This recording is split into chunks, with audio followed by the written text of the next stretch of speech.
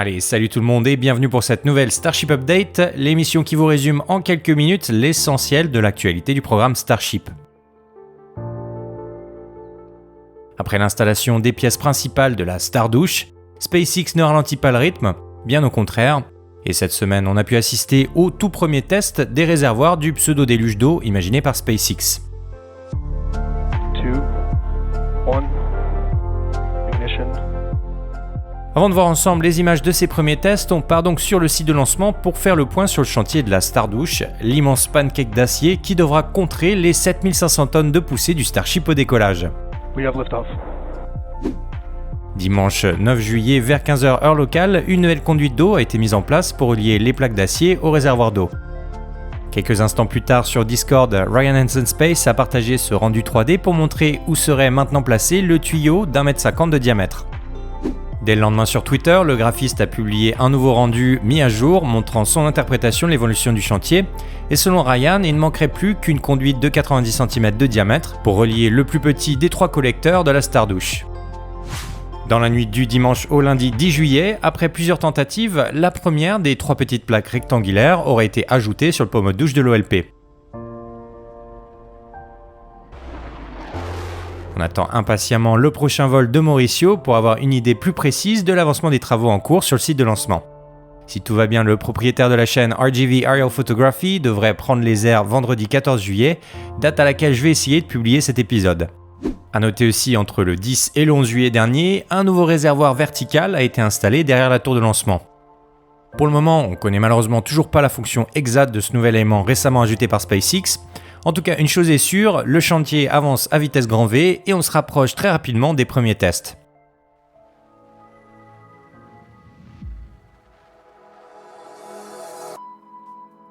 En attendant les premières images des tests de la Stardouche, mercredi, SpaceX a franchi une étape de plus dans l'assemblage de son pommeau de douche géant.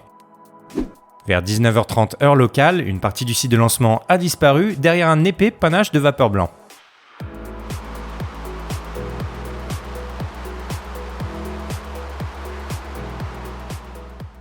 Selon Zach Golden, les ingénieurs auraient en fait effectué une première purge des conduites raccordées au réservoir de gaz comprimé qui serviront bientôt à mettre sous pression l'eau de la Stardouche. En passant pour la petite anecdote, le youtubeur américain a surnommé le système de plaques refroidies à l'eau, le SHBB, pour Super Heavy Booster Bidet.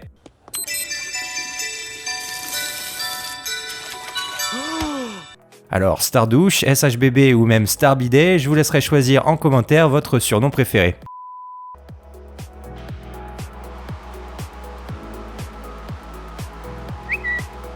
Toujours selon Zach Golden, le test effectué mercredi soir aurait été fait avec seulement 50% de la pression maximale prévue pour alimenter le bidet géant. Peu importe le chiffre exact, les images donnent déjà un bon aperçu de la puissance impressionnante qui sera nécessaire pour contrer la poussée des 33 moteurs du Super Heavy au décollage.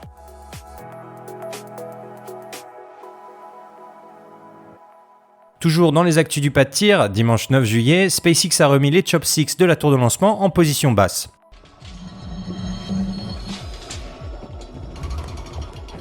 Visiblement, les ingénieurs ont prévu de nouvelles vérifications ou réparations pour préparer le futur levage du prototype B9 sur le pas de tir orbital.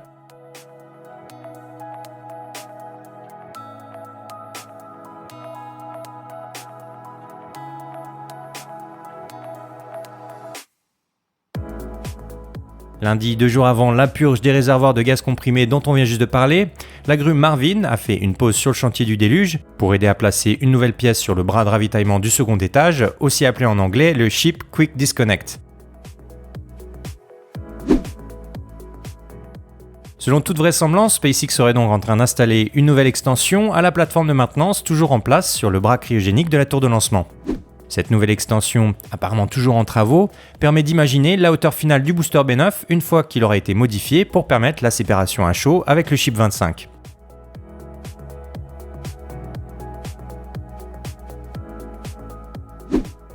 Dans la nuit du mardi au mercredi 12 juillet, les équipes du site de lancement ont aussi commencé à retirer la plaque qui protégeait le treuil de Mechazilla. Pour rappel, le 20 avril dernier, la paroi du caisson a été criblée de débris lors du vol inaugural du Ship 24 et du booster B7. Sur ces images de la chaîne NASA Spaceflight, on devine les ouvriers de SpaceX en train de découper les panneaux de tôle endommagés par les projections de béton qui recouvraient l'ancien pas de tir du Starship.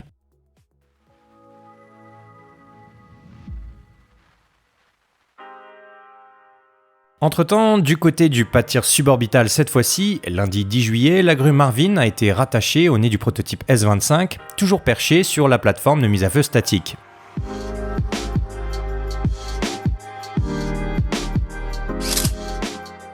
Deux options sont possibles, soit son déménagement est imminent, apparemment non, soit les ouvriers travaillent actuellement dans ces réservoirs, ce qui semble être le cas.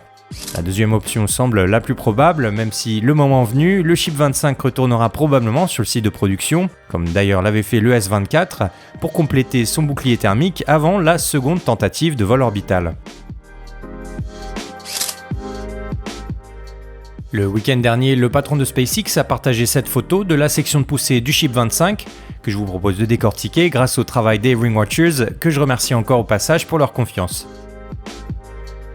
Pour commencer, on peut voir ici les points d'insertion des ailerons arrière et la tuyauterie interne du panneau de ravitaillement du second étage.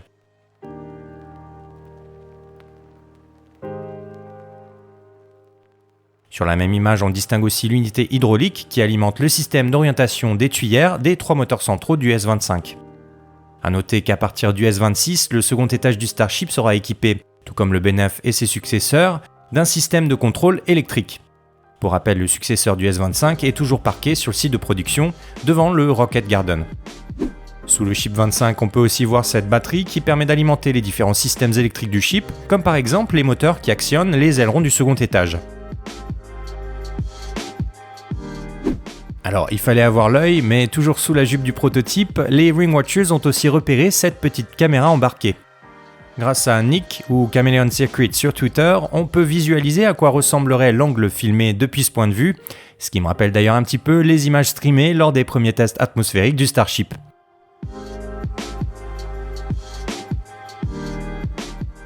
Qui sait, d'ici quelques semaines ou quelques mois, cette petite caméra nous offrira peut-être de belles images lors de la séparation du Ship 25 et du B9.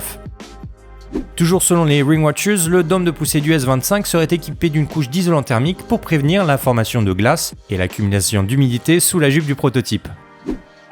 Pour isoler les moteurs des différents systèmes dont on vient juste de parler, une sorte de faux plafond est normalement installé pour diviser l'espace laissé entre les tuyères des moteurs et le dôme de poussée du réservoir d'oxygène. Toujours sur le même fil Twitter, les Ringwatchers rapportent que ce faux plafond et les protections thermiques du Ship 25 ont en fait été démontés juste après la mise à feu statique de ces moteurs. Mardi 11 juillet dans la matinée, ces pièces ont justement été aperçues en train de quitter le site de lancement. SpaceX compte peut-être remplacer ou renforcer les boucliers moteurs du deuxième étage pour permettre la fameuse séparation à chaud, le hot staging en anglais, prévue avec le booster B9.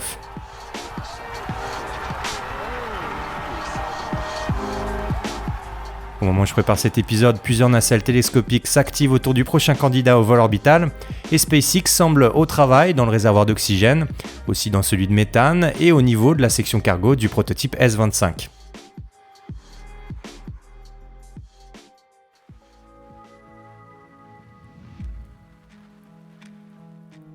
Il y a quelques jours, comme on vient juste de le voir ensemble, le patron de SpaceX a donc posté cette magnifique photo du Ship 25, toujours installé sur le pas de tir suborbital du site de lancement.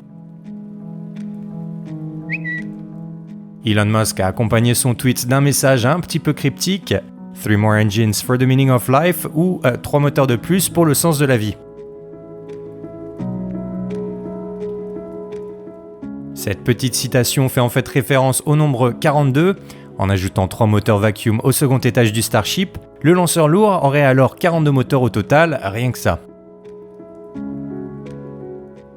Pour info, c'est pas la première fois que le patron de SpaceX évoque la possibilité d'ajouter 3 moteurs supplémentaires au ship. En tout cas, avec ce nouveau tweet, l'idée semble donc visiblement toujours être dans les petits papiers du constructeur, même si je préfère toujours me fier aux annonces officielles du compte de SpaceX.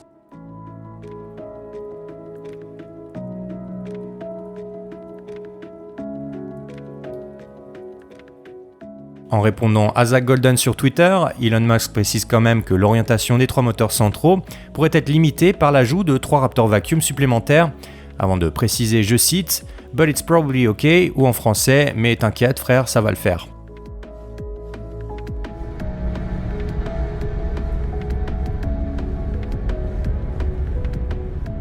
Toujours sur Twitter, Elon Musk, décidément très bavard la semaine dernière, a aussi avancé de nouveaux objectifs pour la version finale du futur lanceur.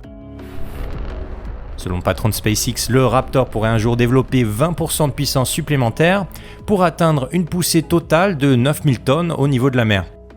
Si on en croit ces nouveaux chiffres, le Starship pourrait donc un jour mettre 200 tonnes en orbite basse, tout en maintenant la récupération des 2 étages du véhicule.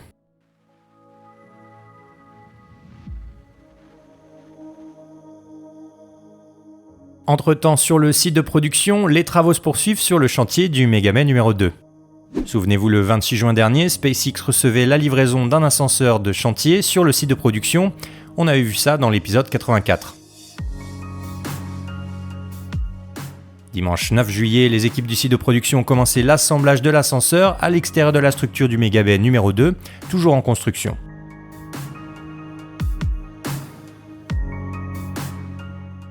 D'ailleurs, mardi 11 juillet, la grue LR11000 du chantier a levé une nouvelle section préassemblée sur la structure du Mega Bay numéro 2. Le lendemain, vers 20h heure locale, une nouvelle section du Mega Bay a été livrée sur 2 remorques automotrices. Comme d'habitude, je vous tiendrai au courant quand elle sera assemblée au reste du bâtiment.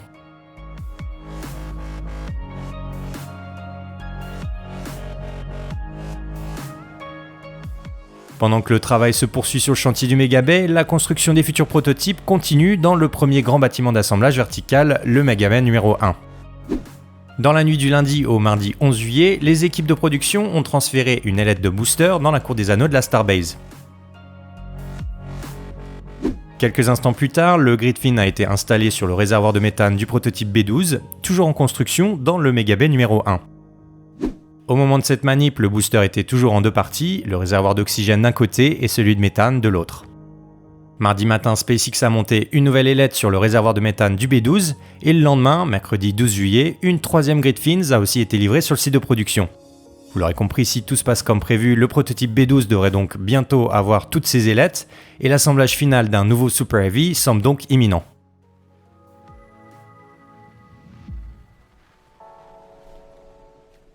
Allez, avant de passer aux actus de dernière minute, dans l'actu de la semaine, on a aussi eu des nouvelles du mystérieux prototype récemment assemblé dans le High Bay et dont on parlait dans l'épisode 85. Pour tester la résistance structurale des chips équipés d'une porte et du fameux distributeur de Starlink, le PES Dispenser, SpaceX aurait empilé un anneau équipé d'une 20aine d'ouvertures sur la section cargo, visible ici à droite. D'abord repérée depuis les airs grâce à Mauricio, cette nouvelle section test a finalement quitté le High Bay mardi dernier pour être parquée devant les bâtiments d'assemblage au niveau de la cour des anneaux. Grâce au photographe Jack Bayer, qui travaille actuellement pour la chaîne NASA Spaceflight, on sait aujourd'hui que le prototype répond au doux nom de S24.2.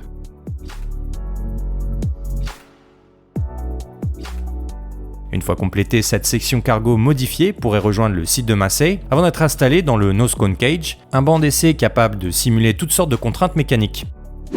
Comme on peut le voir ici sur ces superbes rendus 3D de Chameleon Circuits, le graphiste des Ring Watchers, l'étrange anneau équipé d'une 20aine d'ouvertures servait donc en fait à fixer plusieurs vérins hydrauliques pour mettre à l'épreuve la structure du S24.2.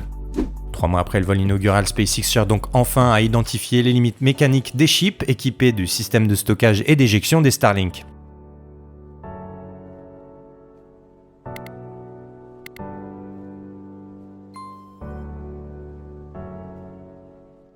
La présence du dôme plat me semblait ici plutôt surprenante, mais elle pourrait en fait simplement servir à substituer la coiffe normalement présente pour stabiliser l'ensemble de la section pendant les tests.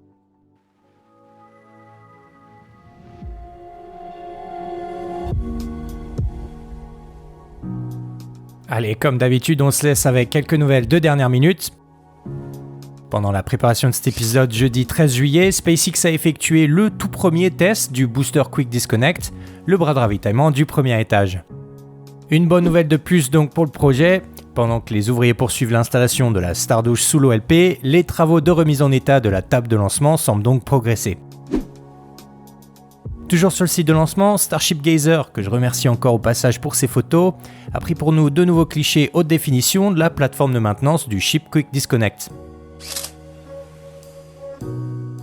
On en parlait un petit peu plus tôt dans l'épisode, ce bras cryogénique viendra se connecter à la base du Ship 25 pour ravitailler les réservoirs du second étage en oxygène et en méthane liquide. Voilà, c'est tout pour cet épisode. Comme d'habitude, j'espère que la vidéo vous aura plu. Si c'est le cas, vous pouvez vous abonner à la chaîne, bien sûr. Aussi me soutenir sur Patreon ou tout simplement laisser un petit commentaire. Moi, ça me fait toujours plaisir de vous lire, surtout pendant les vacances. En attendant la prochaine vidéo, je vous souhaite à tous et à toutes une excellente fin de week-end. Prenez bien soin de vous. Ciao!